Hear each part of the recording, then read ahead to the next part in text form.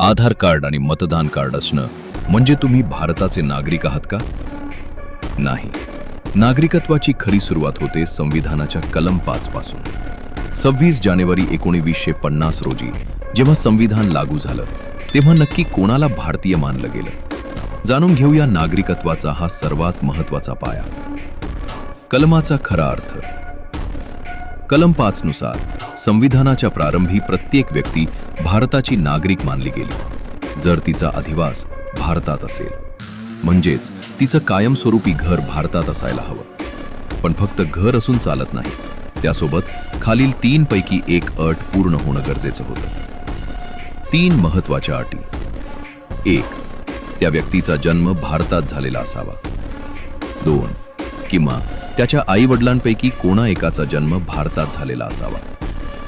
3. किंवा संविधान लागू होण्यापूर्वी किमान 5 वर्ष ती व्यक्ती भारतात राहत असावी. या सोप्या अटींनी लाखो लोकांना एका रात्रीत स्वतंत्र भारताचे अधिकृत नागरिक बनवले. का महत्त्वाचे आहे? लक्षात घ्या, कलम 5 हे फक्त संविधान लागू होताना कोणाला नागरिकत्व मिळेल हे ठरवतं.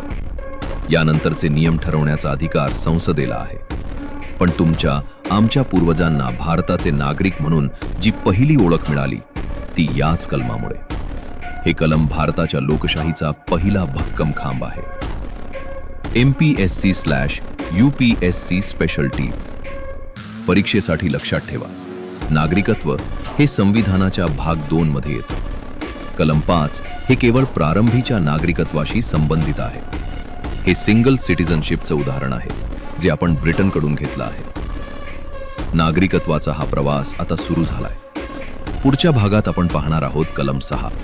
फाळणीनंतर पाकिस्तानमधून भारतात आलेल्या लोकांसाठी काय नियम होते. तो भाग मिस करू नका. जर ही माहिती आवडली असेल तर कमेंटमध्ये भारत लिहा आणि आत्ताच फॉलो करा. जय हिंद.